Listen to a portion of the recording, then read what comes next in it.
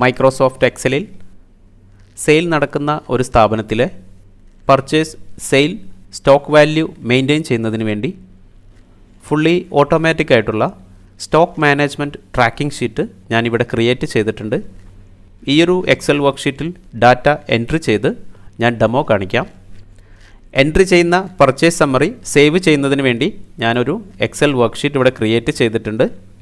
അതുപോലെ sale summary save ചെയ്യുന്നതിന് വേണ്ടി സെയിൽ സമ്മറി എന്ന എക്സൽ വർക്ക്ഷീറ്റും ക്രിയേറ്റ് ചെയ്തിട്ടുണ്ട്. പർച്ചേസ്, സെയിൽ ബേസ് ചെയ്ത് ടോട്ടൽ എത്ര സ്റ്റോക്ക് ഉണ്ടെന്നുള്ളത് ഡിസ്പ്ലേ ചെയ്യുന്നതിന് വേണ്ടി സ്റ്റോക്ക് സമ്മറി എന്നൊരു എക്സൽ വർക്ക്ഷീറ്റും ഞാനിവിടെ ക്രിയേറ്റ് ചെയ്തിട്ടുണ്ട്. ഈയൊരു എക്സൽ വർക്ക്ഷീറ്റിൽ നമുക്ക് ഡാറ്റ എൻട്രി ചെയ്യാം. ഡേറ്റ് എൻട്രി ചെയ്യേണ്ട ഈ ഒരു ഭാഗത്ത് ഞാൻ 10/8/2023 എന്ന് ടൈപ്പ് ചെയ്തു. ഇൻവോയ്സ് നമ്പർ എന്നുള്ള ഈ ഒരു ഭാഗത്ത് ഞാനൊരു സാമ്പിൾ നമ്പർ എൻട്രി ചെയ്യുന്നുണ്ട്. ഐറ്റം നെയിം എന്ന് കാണുന്ന ഈ ഒരു ഭാഗത്ത് ഞാൻ ബിസ്ക്കറ്റ് എന്ന് ടൈപ്പ് ചെയ്തു. ക്വാണ്ടിറ്റി എന്നുള്ള ഈ ഒരു ഭാഗത്ത് ഞാൻ 250 എന്ന് ടൈപ്പ് ചെയ്തു. അതിനുശേഷം പർച്ചേസ് എന്നുള്ള ഈ ഒരു ഭാഗം സെലക്ട് ചെയ്യുന്ന സമയത്ത് എൻട്രി ചെയ്തിരിക്കുന്ന ഈ ഒരു ഡാറ്റ ഈ ഒരു എക്സൽ വർക്ക്ഷീറ്റിൽ നിന്നും ഹൈഡായത് കാണാം. പർച്ചേസ് എന്ന് കാണുന്ന ഈ ഒരു ഷോർട്ട് കട്ട് സെലക്ട് ചെയ്യുന്ന സമയത്ത് ഇപ്പോൾ എൻട്രി ചെയ്തിരിക്കുന്ന പർച്ചേസ് സമ്മറി ഈ ഒരു ഭാഗത്തേക്ക് അപ്ഡേറ്റ് ചെയ്തതായിട്ട് കാണാം. ബാക്ക് ടു മെനു എന്നുള്ളത് സെലക്ട് ചെയ്തു. ഇപ്പോൾ പർച്ചേസ് ചെയ്ത ബിസ്ക്കറ്റ് എന്ന പ്രൊഡക്റ്റ് സെയിൽ ചെയ്തത് എൻട്രി ചെയ്യുന്നതിന് വേണ്ടി ഈ ഒരു ഭാഗത്ത് ഞാനൊരു ഡേറ്റ് എൻട്രി ചെയ്തു. ഇൻവോയ്സ് നമ്പർ എന്ന ഈ ഒരു ഭാഗത്ത് ഞാനൊരു സാമ്പിൾ നമ്പർ എൻട്രി ചെയ്തു. ഐറ്റം നെയിം എന്നുള്ള ഈ ഒരു ഭാഗത്ത് ഞാൻ ബിസ്ക്കറ്റ് എന്ന് ടൈപ്പ് ചെയ്തു. ക്വാണ്ടിറ്റി എന്നുള്ള സ്ഥലത്ത് ഞാൻ 150 എന്ന് ടൈപ്പ് ചെയ്തു. അതിനുശേഷം സെയിൽ എന്നുള്ള ഈ ഒരു ഭാഗത്ത് സെലക്ട് ചെയ്യുന്ന സമയത്ത് ഈ ഒരു ഡാറ്റ ബ്ലാങ്ക് ആയത് കാണാം. ശേഷം സെയിൽ എന്നുള്ള ഈ ഒരു ഷോർട്ട് കട്ട് സെലക്ട് ചെയ്യുന്ന സമയത്ത് എൻട്രി ചെയ്തിരിക്കുന്ന സെയിൽസ് സമ്മറി ഈ ഒരു ഭാഗത്ത് ഡിസ്പ്ലേ ചെയ്യുന്നത് കാണാം. ബാക്ക് ടു മെനു എന്നുള്ളത് സെലക്ട് ചെയ്തു. ഇപ്പോഴത്തെ പർച്ചേസ്, സെയിൽ ബേസ് ചെയ്ത് സ്റ്റോക്ക് നമുക്ക് ചെക്ക് ചെയ്യാം. അതിനുവേണ്ടി ഈ ഒരു ഭാഗം സെലക്ട് ചെയ്തു. റീഫ്രഷ് എന്ന് കാണുന്ന ഈ ഒരു ഭാഗം സെലക്ട് ചെയ്യുന്ന സമയത്ത് ബിസ്ക്കറ്റ് എന്ന പ്രോഡക്റ്റ് അവൈലബിൾ ക്വാണ്ടിറ്റി എന്നുള്ളത് 100 എന്ന് ഡിസ്പ്ലേ ചെയ്യുന്നത് കാണാം. ഇതുപോലെ റിമൈൻഡർ എന്നുള്ള ഈ ഒരു ഭാഗത്ത് സ്റ്റോക്ക് ക്വാണ്ടിറ്റി 50-ൽ താഴെയാണെങ്കിൽ ലോ സ്റ്റോക്ക് എന്നുള്ളത് ഡിസ്പ്ലേ ചെയ്യുന്നതിന് വേണ്ടി ഞാനിവിടെ ഫോർമുല ക്രിയേറ്റ് ചെയ്തിട്ടുണ്ട്. ഒരു എൻട്രി കൂടെ ഞാൻ എൻട്രി ചെയ്ത് കാണിക്കാം. ബാക്ക് ടു മെനു എന്നുള്ളത് സെലക്ട് ചെയ്തു. ഈ ഒരു ഭാഗത്ത് ഞാനൊരു സാമ്പിൾ ഡേറ്റ് എൻട്രി ചെയ്തു. ഇൻവോയ്സ് നമ്പർ എന്നുള്ള സ്ഥലത്ത് ഒരു സാമ്പിൾ നമ്പർ എൻട്രി ചെയ്തു. നെയിം എന്നുള്ള ഈ ഒരു ഭാഗത്ത് ഞാൻ ബ്രെഡ് എന്ന് ടൈപ്പ് ചെയ്തു. ക്വാണ്ടിറ്റി എന്നുള്ള ഈ ഒരു ഭാഗത്ത് 500 എന്ന് ടൈപ്പ് ചെയ്തു. ശേഷം പർച്ചേസ് എന്നുള്ളത് സെലക്ട് ചെയ്തു. പർച്ചേസ് എന്ന ഈ ഒരു ഷോർട്ട് കട്ട് സെലക്ട് ചെയ്യുന്ന സമയത്ത് ബ്രെഡ് എന്ന ഐറ്റം ഡിസ്പ്ലേ ചെയ്യുന്നത് കാണാം. ബാക്ക് ടു മെനു എന്നുള്ളത് സെലക്ട് ചെയ്തു. സെയിൽ എൻട്രി ചെയ്യുന്നതിന് വേണ്ടി ഈ ഒരു ഭാഗത്ത് ഡേറ്റ് 16/8/23 എന്ന് ടൈപ്പ് ചെയ്തു. ഒരു സാമ്പിൾ ഇൻവോയ്സ് നമ്പർ എൻട്രി ചെയ്തു. ശേഷം ബ്രെഡ് എന്ന് ടൈപ്പ് ചെയ്തു. ക്വാണ്ടിറ്റി എന്നുള്ളത് ഞാൻ 475 എന്ന് ടൈപ്പ് ചെയ്തു. അതിനുശേഷം സെയിൽ എന്നുള്ളത് സെലക്ട് ചെയ്തു. സെയിൽ എന്ന ഈ ഒരു ഭാഗം സെലക്ട് ചെയ്തു. എൻട്രി ചെയ്തിരിക്കുന്ന ബ്രെഡ് എന്ന പ്രൊഡക്റ്റ് സെയിൽ ക്വാണ്ടിറ്റി 475 എന്നുള്ളത് ഡിസ്പ്ലേ ചെയ്യുന്നത് കാണാം. ബാക്ക് ടു മെനു എന്നുള്ളത് സെലക്ട് ചെയ്തു. ഇപ്പോഴത്തെ സ്റ്റോക്ക് ചെക്ക് ചെയ്യുന്നതിന് വേണ്ടി സ്റ്റോക്ക് എന്നുള്ളത് സെലക്ട് ചെയ്തു. അതിനുശേഷം റീഫ്രഷ് എന്നുള്ളത് സെലക്ട് ചെയ്തു. ഇപ്പോൾ നിങ്ങൾക്ക് കാണാം ബ്രെഡ് എന്ന പ്രൊഡക്റ്റ് 50-ക്ക് താഴെയായതിനാൽ റിമൈൻഡർ എന്നുള്ള ഈ ഒരു ഭാഗത്ത് ലോ സ്റ്റോക്ക് എന്ന് ഡിസ്പ്ലേ ചെയ്യുന്നത് കാണാം. മൈക്രോസോഫ്റ്റ് എക്സലിൽ പർച്ചേസ്, സെയിൽ, സ്റ്റോക്ക് മെയിൻറ്റെയിൻ ചെയ്യുന്നതിന് വേണ്ടി ഓട്ടോമാറ്റിക്കായി വാല്യൂ ഡിസ്പ്ലേ ചെയ്യുന്നതിന് വേണ്ടി ഇതുപോലുള്ള എക്സൽ വർക്ക്ഷീറ്റ് എങ്ങനെയാണ് ക്രിയേറ്റ് ചെയ്യുന്നത് എന്ന് നോക്കാം.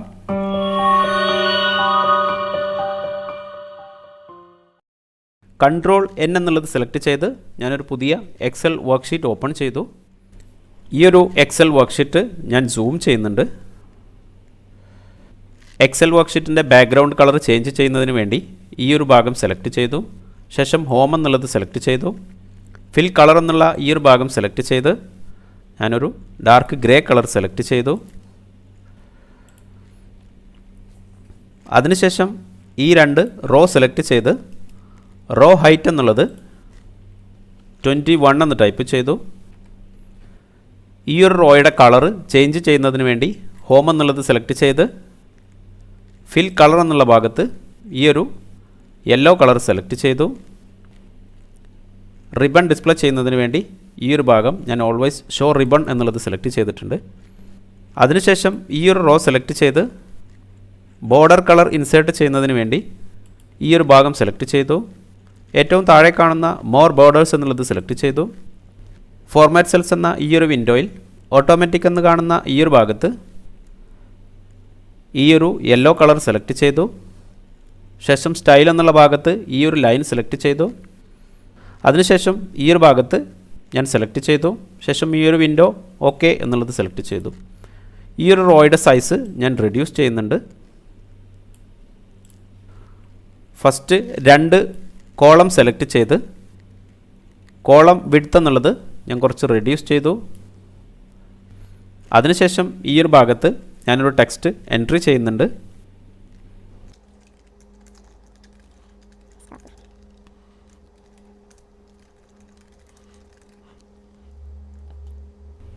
ശേഷം ഈ ഒരു സെല്ലുകളെല്ലാം സെലക്ട് ചെയ്ത് മെർജ് ആൻഡ് സെൻറ്റർ എന്നുള്ളത് സെലക്ട് ചെയ്തു. ടെക്സ്റ്റ് ഞാൻ സെൻറ്ററിലേക്ക് മൂവ് ചെയ്തു. ഫോണ്ട് ചേഞ്ച് ചെയ്യുന്നതിന് വേണ്ടി ഈ ഒരു ഭാഗം സെലക്ട് ചെയ്ത് ബാൻ സ്ക്രിപ്റ്റ് സെമി ലൈറ്റ് എന്നുള്ളത് സെലക്ട് ചെയ്തു. ടെക്സ്റ്റ് സൈസ് ഞാൻ ഇൻക്രീസ് ചെയ്യുന്നുണ്ട്. 16 എന്നുള്ളത് സെലക്ട് ചെയ്തു.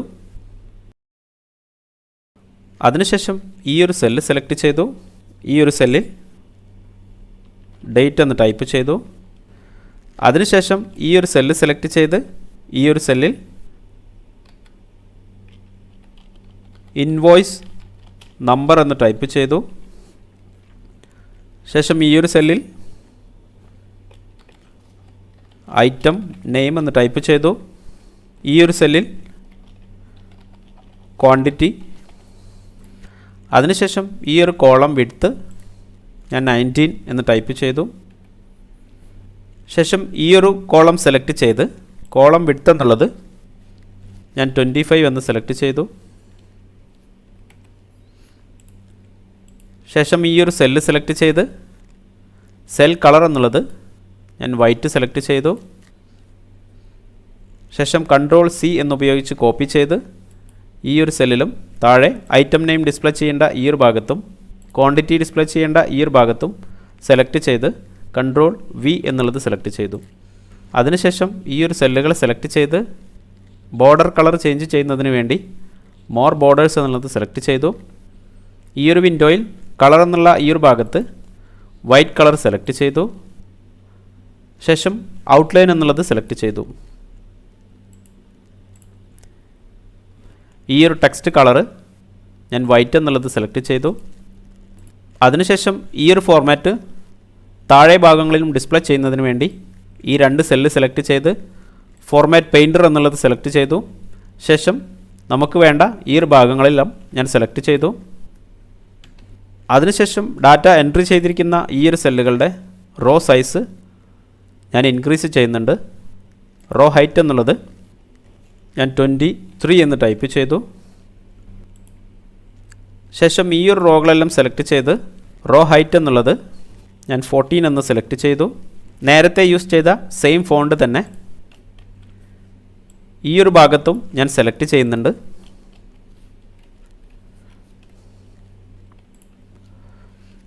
അതിനുശേഷം purchase, sale, stock summary entry ചെയ്യുന്നതിന് വേണ്ടി 3 എക്സൽ വർക്ക്ഷീറ്റ് ക്രിയേറ്റ് ചെയ്യാം.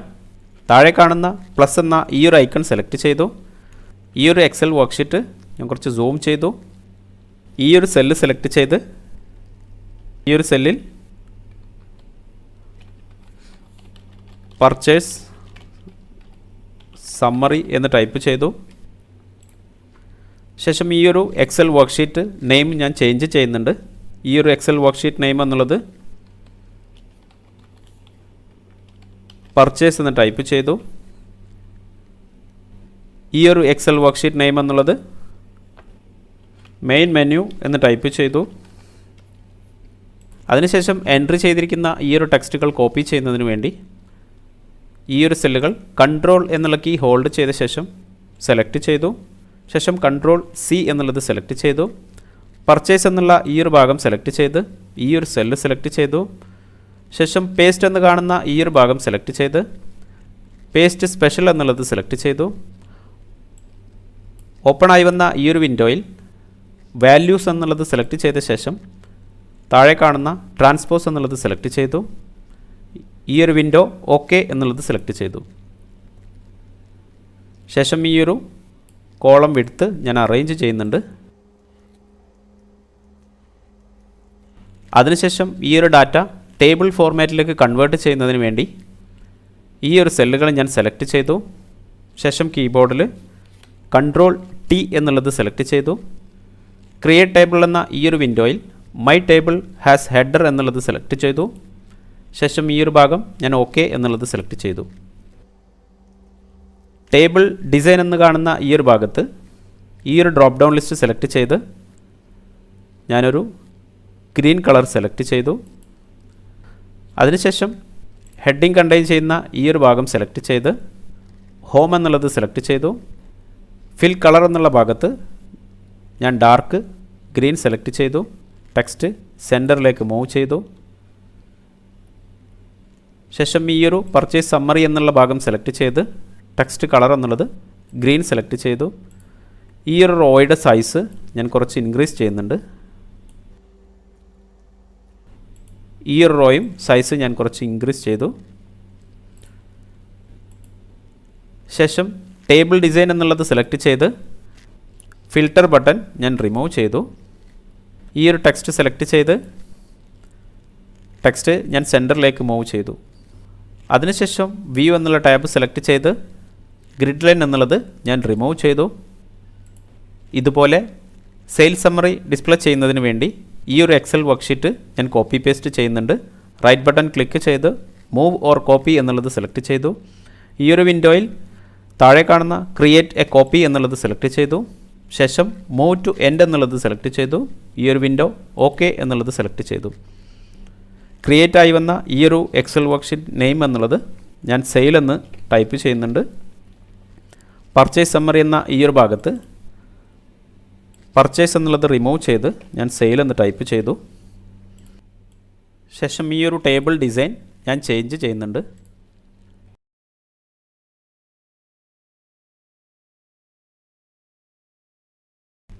ഇതുപോലെ സ്റ്റോക്ക് സമ്മറി ഡിസ്പ്ലേ ചെയ്യുന്നതിന് വേണ്ടി ഒരു കോപ്പി കൂടെ ഞാൻ ക്രിയേറ്റ് ചെയ്യുന്നുണ്ട്. വർക്ക് ബുക്ക് നെയിം എന്നുള്ളത് ഞാൻ സ്റ്റോക്ക് എന്ന് ടൈപ്പ് ചെയ്തു. സെയിൽസ് സമ്മറി എന്ന ഈ ഒരു ഭാഗം സെലക്ട് ചെയ്ത് ഞാൻ സ്റ്റോക്ക് എന്ന് ടൈപ്പ് ചെയ്തു. ശേഷം ഈ ഒരു ടേബിൾ ഡിസൈൻ ഞാൻ ചേഞ്ച് ചെയ്യുന്നുണ്ട്.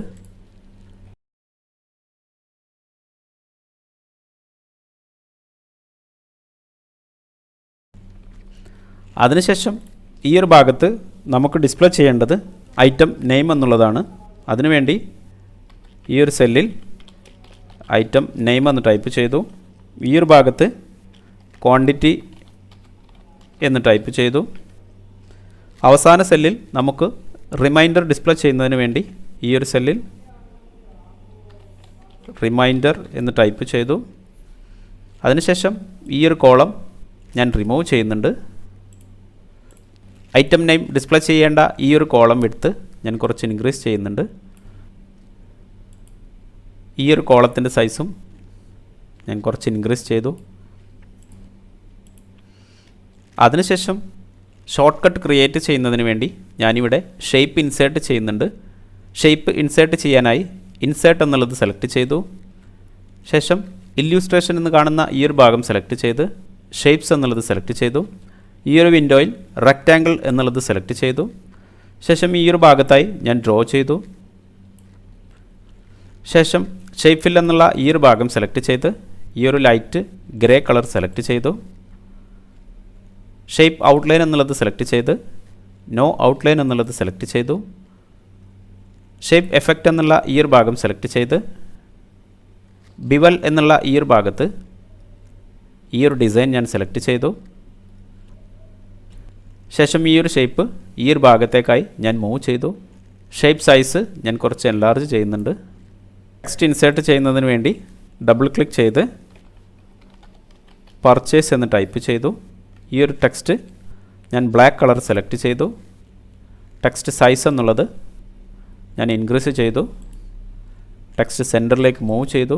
ഈ ഒരു ടെക്സ്റ്റ് ഞാൻ ബോൾഡ് ചെയ്തു. ഷേപ്പ് സൈസ് ഞാൻ കുറച്ച് റെഡ്യൂസ് ചെയ്യുന്നുണ്ട്.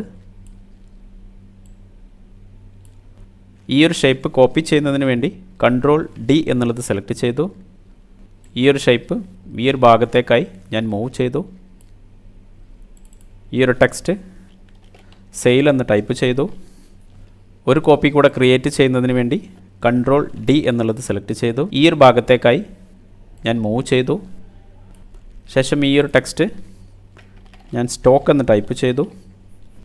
അതിനുശേഷം പർച്ചേസ് എന്നുള്ളത് സെലക്ട് ചെയ്യുന്ന സമയത്ത് പർച്ചേസ് സമ്മറി എൻട്രി ചെയ്തിരിക്കുന്ന എക്സൽ വർക്ക്ഷീറ്റ് ഓപ്പൺ ചെയ്യുന്നതിന് വേണ്ടി ഹൈപ്പർ ലിങ്ക് എന്ന ഫംഗ്ഷൻ ഉപയോഗിക്കാം. പർച്ചേസ് എന്ന് എൻട്രി ചെയ്തിരിക്കുന്ന ഈ ഒരു ഷേപ്പ് സെലക്ട് ചെയ്ത് റൈറ്റ് ബട്ടൺ ക്ലിക്ക് ചെയ്തു. ലിങ്ക് എന്നുള്ളത് സെലക്ട് ചെയ്തു. ഇൻസേർട്ട് ഹൈപ്പർ ലിങ്ക് എന്ന ഈ ഒരു വിൻഡോയിൽ പർച്ചേസ് എന്നുള്ളത് സെലക്ട് ചെയ്തു. ശേഷം സ്ക്രീൻ ടിപ്പ് എന്നുള്ള ഈ ഒരു ഭാഗം സെലക്ട് ചെയ്ത് ഞാനൊരു സ്പേസ് എൻട്രി ചെയ്തിട്ടുണ്ട്. ശേഷം ഈ ഒരു വിൻഡോ ഓക്കെ എന്നുള്ളത് സെലക്ട് ചെയ്തു. ഈ ഒരു വിൻഡോയും ഓക്കെ എന്നുള്ളത് സെലക്ട് ചെയ്തു. പർച്ചേസ് എന്നുള്ളത് സെലക്ട് ചെയ്യുന്ന സമയത്ത് പർച്ചേസ് സമ്മറി എന്ന ഈ ഒരു എക്സൽ വർക്ക്ഷീറ്റ് ഓപ്പൺ ആയത് കാണാം. ഇതുപോലെ സെയിൽ എന്ന് എൻട്രി ചെയ്തിരിക്കുന്ന ഈ ഒരു ഭാഗത്തും ഹൈപ്പർ ലിങ്ക് ഞാൻ ഇൻസേർട്ട് ചെയ്യുന്നുണ്ട്. സെയിം രീതിയിൽ സ്റ്റോക്ക് എൻട്രി ചെയ്തിരിക്കുന്ന ഈ ഒരു ഭാഗം സെലക്ട് ചെയ്ത് ഹൈപ്പർ ലിങ്ക് ഞാൻ ഇൻസേർട്ട് ചെയ്യുന്നുണ്ട്. സെയിൽ എന്ന് സെലക്ട് ചെയ്യുന്ന സമയത്ത് സെയിൽ സമ്മറിയും സ്റ്റോക്ക് എന്ന് സെലക്ട് ചെയ്യുന്ന സമയത്ത് സ്റ്റോക്ക് സമ്മറിയും ഡിസ്പ്ലേ ചെയ്യുന്നത് കാണാം. ഈ ഒരു ഭാഗത്ത് മെയിൻ മെനു ഡിസ്പ്ലേ ചെയ്യുന്നതിന് വേണ്ടി ഈ ഒരു ഭാഗത്തും നമുക്ക് ഷേപ്പ് എന്നുള്ളത് ക്രിയേറ്റ് ചെയ്യാം.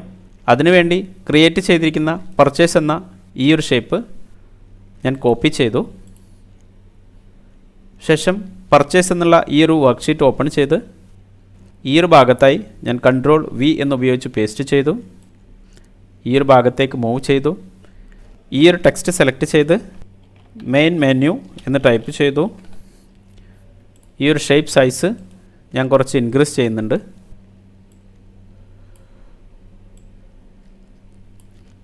ശേഷം റൈറ്റ് ബട്ടൺ ക്ലിക്ക് ചെയ്ത് എഡിറ്റ് ലിങ്ക് എന്നുള്ളത് സെലക്ട് ചെയ്തു. ശേഷം മെയിൻ മെനു എന്ന് ഡിസ്പ്ലേ ചെയ്യുന്ന ഈ ഒരു ഭാഗം സെലക്ട് ചെയ്തു. ശേഷം ഓക്കെ എന്നുള്ളത് സെലക്ട് ചെയ്തു. മെയിൻ മെനു എന്നുള്ളത് സെലക്ട് ചെയ്യുന്ന സമയത്ത് ഈ ഒരു എക്സൽ വർക്ക്ഷീറ്റ് ഓപ്പൺ ആയത് കാണാം. പർച്ചേസ് എന്നുള്ളത് സെലക്ട് ചെയ്ത് മെയിൻ മെനു എന്ന് ക്രിയേറ്റ് ചെയ്തിരിക്കുന്ന ഈ ഒരു ഷേപ്പ് സെലക്ട് ചെയ്ത് കൺട്രോൾ സി എന്നുള്ളത് സെലക്ട് ചെയ്തു. സെയിൽ എന്ന ഈ ഒരു എക്സൽ വർക്ക്ഷീറ്റ് ഓപ്പൺ ചെയ്ത് ഈ ഒരു ഭാഗത്തെ പേസ്റ്റ് ചെയ്തു. ഇതുപോലെ സ്റ്റോക്ക് സമ്മറി ഡിസ്പ്ലേ ചെയ്യുന്ന ഈ ഒരു ഭാഗത്തും ഞാൻ പേസ്റ്റ് ചെയ്യുന്നുണ്ട്. അതിനുശേഷം സെയിൽ പർച്ചേസ് എൻട്രി ചെയ്യുന്ന സമയത്ത് അപ്ഡേറ്റ് ചെയ്യുന്നതിന് വേണ്ടി രണ്ട് ഷേപ്പ് കൂടെ ക്രിയേറ്റ് ചെയ്യാം. ഓൾറെഡി ക്രിയേറ്റ് ചെയ്തിരിക്കുന്ന ഈ ഒരു ഷേപ്പ് സെലക്ട് ചെയ്ത് കൺട്രോൾ സി എന്നുള്ളത് സെലക്ട് ചെയ്തു. ഈ ഒരു ഭാഗത്ത് കൺട്രോൾ വി എന്നുപയോഗിച്ച് ഞാൻ പേസ്റ്റ് ചെയ്തു. ശേഷം ഈ ഒരു ഭാഗത്തേക്ക് ഞാൻ മൂവ് ചെയ്തു. ഷേപ്പ് ഫോർമാറ്റ് എന്ന ഈ ഒരു ഭാഗം സെലക്ട് ചെയ്ത് ഷേപ്പ് ഫിൽ എന്നുള്ളത് യെല്ലോ കളർ സെലക്ട് ചെയ്തു. ഈ ഒരു ഷേപ്പ് സെലക്ട് ചെയ്ത് റൈറ്റ് ബട്ടൺ ക്ലിക്ക് ചെയ്ത് റിമൂവ് ലിങ്ക് എന്നുള്ളത് സെലക്ട് ചെയ്തു. ശേഷം ഈ ഒരു ഷേപ്പ് സെലക്ട് ചെയ്ത് കൺട്രോൾ ഡി എന്നുള്ളത് സെലക്ട് ചെയ്തു. ഈ ഒരു ഷേപ്പ് ഈ ഒരു ഭാഗത്തേക്കായി ഞാൻ ഫിക്സ് ചെയ്തു. ഈ ഒരു ടെക്സ്റ്റ് ഞാൻ സെയിൽ എന്ന് ടൈപ്പ് ചെയ്തു. അതിനുശേഷം പർച്ചേസ് എൻട്രി ചെയ്യുന്ന സമയത്തും സെയിൽ എൻട്രി ചെയ്യുന്ന സമയത്തും വാല്യൂ ഓട്ടോമാറ്റിക്കായി സേവ് ചെയ്യുന്നതിന് വേണ്ടി മാക്രോ റെക്കോർഡ് ചെയ്യാം. അതിനുവേണ്ടി ഈ ഒരു സെല്ലിൽ ഞാൻ സാമ്പിൾ ഡാറ്റ എൻട്രി ചെയ്യുന്നുണ്ട്. ഡേറ്റ് എന്നുള്ള ഈ ഒരു ഭാഗത്ത് 15/8/23 എന്ന് ടൈപ്പ് ചെയ്തു. അതിനുശേഷം ഇൻവോയ്സ് എന്നുള്ള ഈ ഒരു ഭാഗത്ത് ഞാനൊരു സാമ്പിൾ നമ്പർ എൻട്രി ചെയ്തു. ഐറ്റം നെയിം എൻട്രി ചെയ്യേണ്ട ഈ ഒരു ഭാഗത്ത് ഞാൻ സോഴ്സ് എന്ന് ടൈപ്പ് ചെയ്തു. ക്വാണ്ടിറ്റി എന്നുള്ള ഭാഗത്ത് 500 എന്ന് ടൈപ്പ് ചെയ്തു. അതിനുശേഷം ഈ ഒരു സെല്ലുകളിൽ എൻട്രി ചെയ്തിരിക്കുന്ന ടെക്സ്റ്റ് സൈസ് ഞാൻ കുറച്ച് ഇൻക്രീസ് ചെയ്യുന്നുണ്ട്.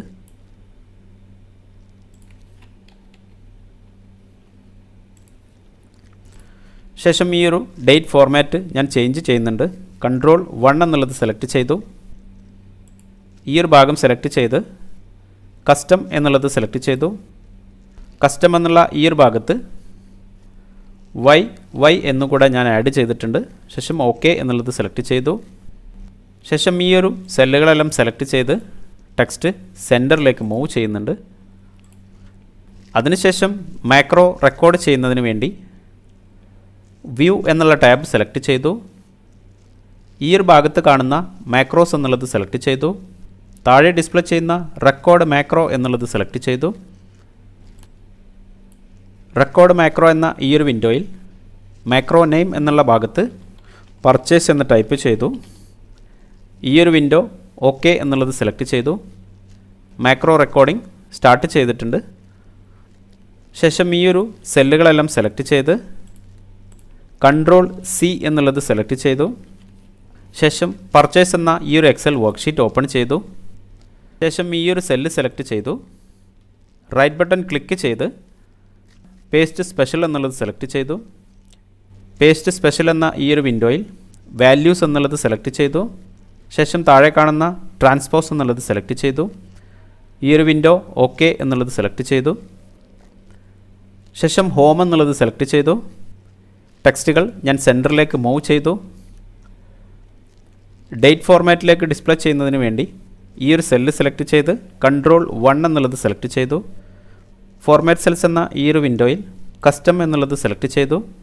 ജനറൽ എന്നുള്ളത് റിമൂവ് ചെയ്ത ശേഷം DD-MM-4 പ്രാവശ്യം Y എന്ന് ടൈപ്പ് ചെയ്തു. ഈ ഒരു വിൻഡോ ഓക്കെ എന്നുള്ളത് സെലക്ട് ചെയ്തു. അതിനുശേഷം ഈ ഒരു റോ സെലക്ട് ചെയ്ത് റൈറ്റ് ബട്ടൺ ക്ലിക്ക് ചെയ്ത് ഇൻസേർട്ട് എന്നുള്ളത് സെലക്ട് ചെയ്തു. ശേഷം ഈ ഒരു സെല്ല് സെലക്ട് ചെയ്ത് ഫോർമാറ്റ് പെയിൻറ്റർ എന്നുള്ളത് സെലക്ട് ചെയ്തു. ഈ ഒരു വിൻഡോ സെലക്ട് ചെയ്തു. അതിനുശേഷം മൗസ് ഞാൻ ഈ ഒരു ഭാഗത്ത് സെലക്ട് ചെയ്തു. മെയിൻ മെനു എന്ന ഈ ഒരു എക്സൽ വർക്ക്ഷീറ്റ് ഓപ്പൺ ചെയ്തു. എൻട്രി ചെയ്തിരിക്കുന്ന ഈ ഒരു ടെക്സ്റ്റുകളെല്ലാം സെലക്ട് ചെയ്തു. ടെക്സ്റ്റുകൾ ഞാൻ റിമൂവ് ചെയ്തു. ശേഷം ഈ ഒരു സെല്ല് സെലക്ട് ചെയ്തു. അതിനുശേഷം വ്യൂ എന്ന ഈ ഒരു ടാബ് സെലക്ട് ചെയ്തു. മാക്രോസ് എന്നുള്ളത് സെലക്ട് ചെയ്തു. സ്റ്റോപ്പ് റെക്കോർഡിംഗ് എന്നുള്ളത് സെലക്ട് ചെയ്തു. ഇതുപോലെ സെയിൽസ് സമ്മറി അപ്ഡേറ്റ് ചെയ്യുന്നതിന് വേണ്ടി മറ്റൊരു മാക്രോ കൂടെ റെക്കോർഡ് ചെയ്യാം. അതിനുവേണ്ടി ഈ ഒരു സെല്ല് സെലക്ട് ചെയ്തു. ഈ ഒരു സെല്ലിൽ ഞാനൊരു ഡേറ്റ് എൻട്രി ചെയ്യുന്നുണ്ട്. ഇൻവോയ്സ് നമ്പർ എന്നുള്ളത് ഞാനൊരു സാമ്പിൾ നമ്പർ എൻട്രി ചെയ്തു. നെയിം എന്നുള്ള ഭാഗത്ത് ഞാൻ സോഴ്സ് എന്ന് ടൈപ്പ് ചെയ്തു. ക്വാണ്ടിറ്റി എന്നുള്ള ഭാഗത്ത് 425 എന്ന് ടൈപ്പ് ചെയ്തു. അതിനുശേഷം വ്യൂ എന്ന ടാബിലെ മാക്രോസ് എന്നുള്ളത് സെലക്ട് ചെയ്തു. റെക്കോർഡ് മാക്രോ എന്നുള്ളത് സെലക്ട് ചെയ്തു. മാക്രോ നെയിം എന്നുള്ളത് ഞാൻ സെയിൽ എന്ന് ടൈപ്പ് ചെയ്തു. ഈ ഒരു വിൻഡോ ഓക്കെ എന്നുള്ളത് സെലക്ട് ചെയ്തു. ശേഷം എൻട്രി ചെയ്തിരിക്കുന്ന ഈ ഒരു സെല്ലുകളെല്ലാം Ctrl എന്നുള്ള കീ ഹോൾഡ് ചെയ്ത ശേഷം സെലക്ട് ചെയ്തു. കോപ്പി ചെയ്യുന്നതിന് വേണ്ടി Ctrl C എന്ന് സെലക്ട് ചെയ്തു. സെയിൽസ് സമ്മറി എൻട്രി ചെയ്യേണ്ട ഈ ഒരു എക്സൽ വർക്ക്ഷീറ്റ് ഓപ്പൺ ചെയ്തു. ഈ ഒരു സെല്ല് സെലക്ട് ചെയ്ത് റൈറ്റ് ബട്ടൺ ക്ലിക്ക് ചെയ്തു. പേസ്റ്റ് സ്പെഷ്യൽ എന്ന ഈ ഒരു ഭാഗം സെലക്ട് ചെയ്ത് പേസ്റ്റ് സ്പെഷ്യൽ എന്നുള്ളത് സെലക്ട് ചെയ്തു. പേസ്റ്റ് സ്പെഷ്യൽ എന്ന ഈ ഒരു വിൻഡോയിൽ വാല്യൂസ് എന്നുള്ളത് സെലക്ട് ചെയ്തു. ശേഷം ട്രാൻസ്പോസ് എന്നുള്ളത് സെലക്ട് ചെയ്തു. ഈ ഒരു വിൻഡോ ഓക്കെ എന്നുള്ളത് സെലക്ട് ചെയ്തു. ശേഷം ഹോം എന്നുള്ളത് സെലക്ട് ചെയ്ത് ടെക്സ്റ്റ് ഞാൻ സെൻറ്ററിലേക്ക് മൂവ് ചെയ്തു. ഈ ഒരു സെല്ല് സെലക്ട് ചെയ്ത് Ctrl 1 എന്നുള്ളത് സെലക്ട് ചെയ്തു.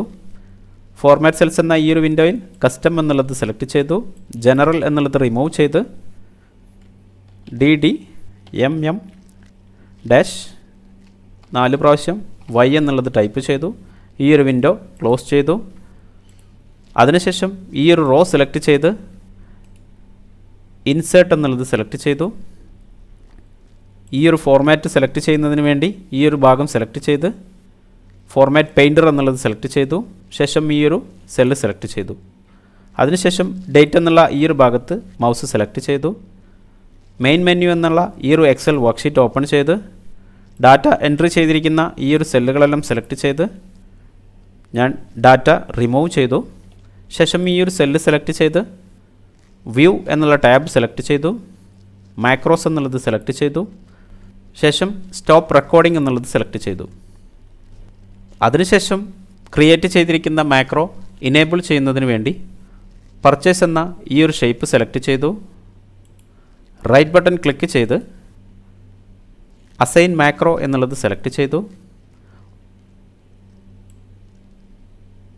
ഈ ഒരു വിൻഡോയിൽ പർച്ചേസ് എന്നുള്ളത് സെലക്ട് ചെയ്തു.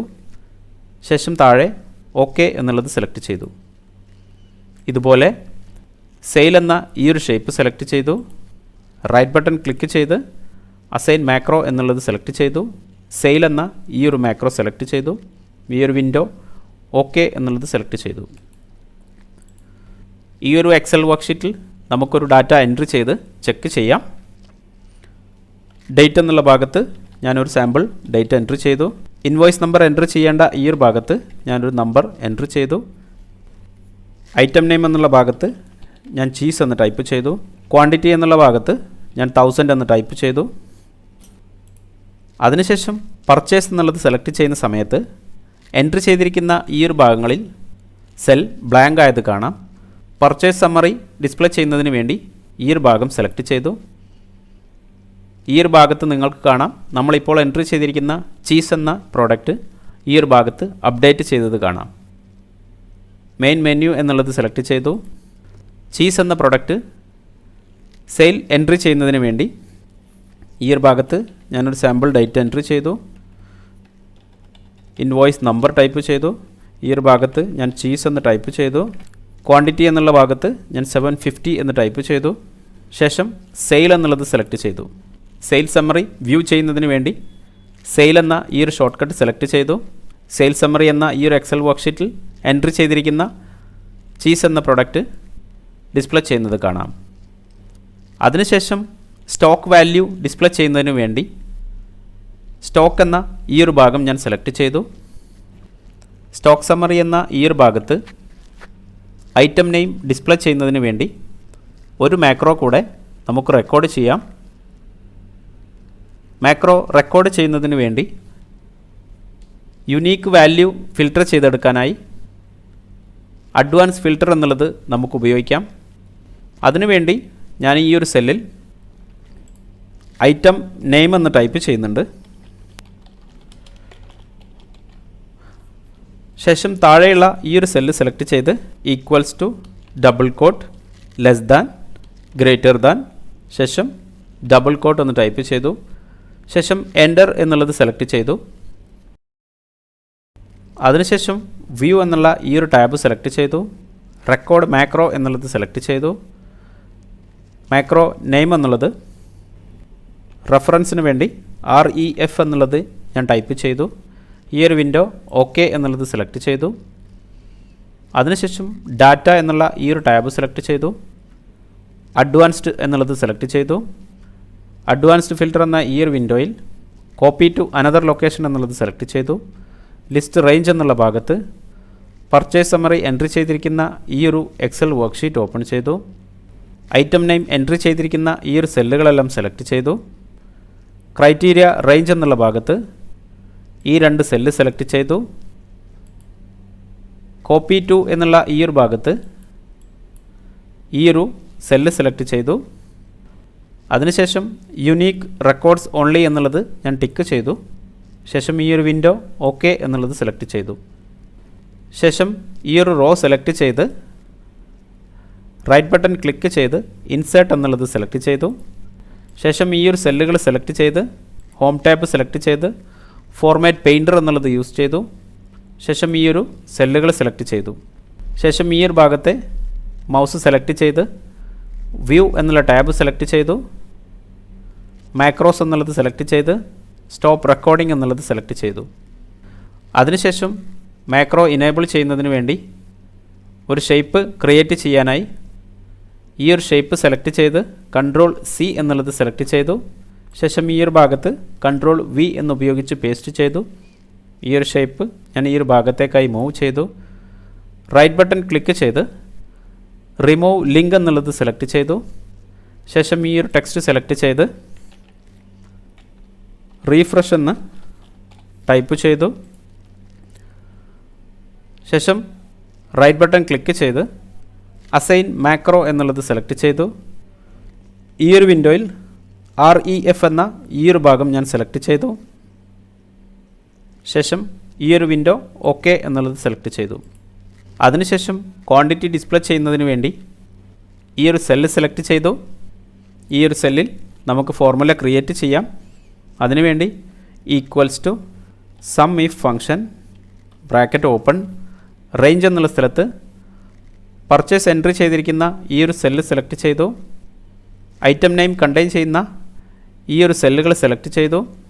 ശേഷം കോമ ക്രൈറ്റീരിയ എന്നുള്ള ഭാഗത്ത് ഈ ഒരു എക്സൽ വർക്ക്ഷീറ്റ് ഓപ്പൺ ചെയ്ത് ഈ ഒരു സെല്ല് സെലക്ട് ചെയ്തു.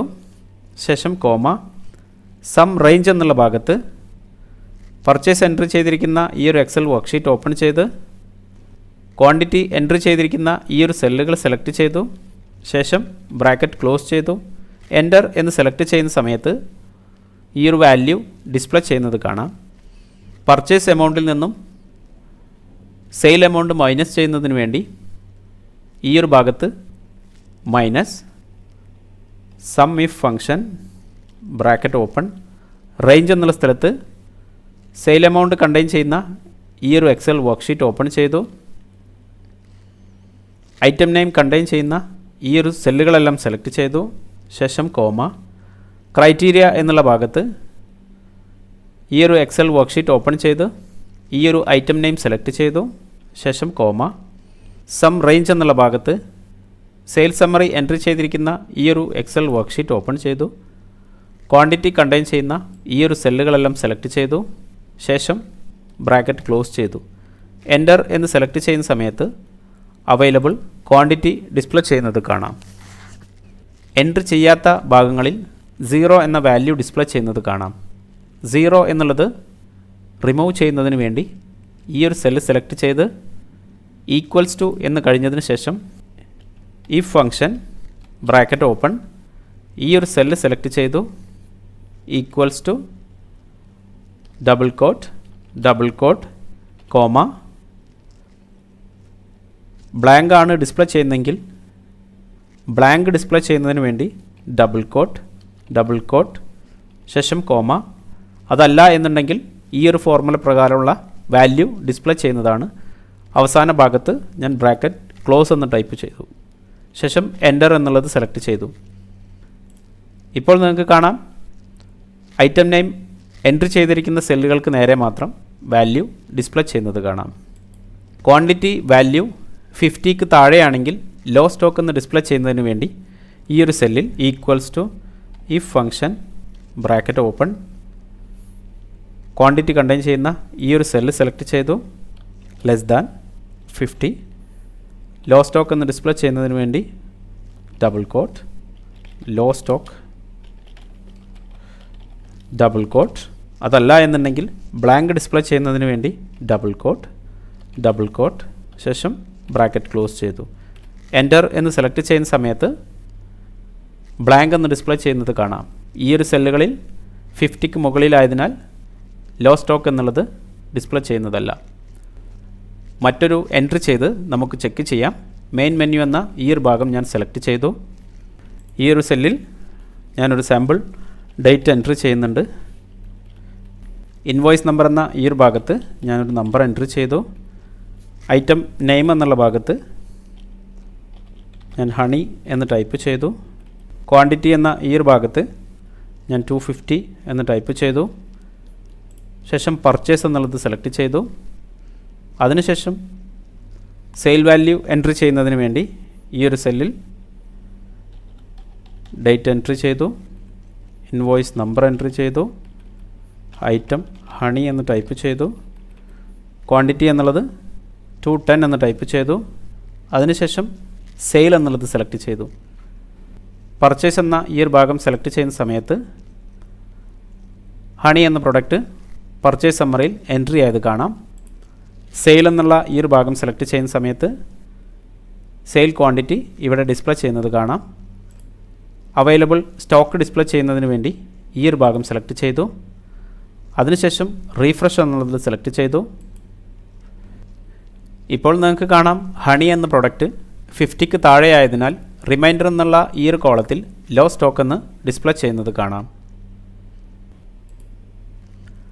മൈക്രോസോഫ്റ്റ് എക്സലിൽ purchase, sale, stock value display ചെയ്യുന്നതിന് വേണ്ടി എങ്ങനെയാണ് stock management tracking sheet create ചെയ്യുന്നതെന്ന് നിങ്ങൾക്ക് മനസ്സിലായി കാണുമെന്ന് കരുതുന്നു.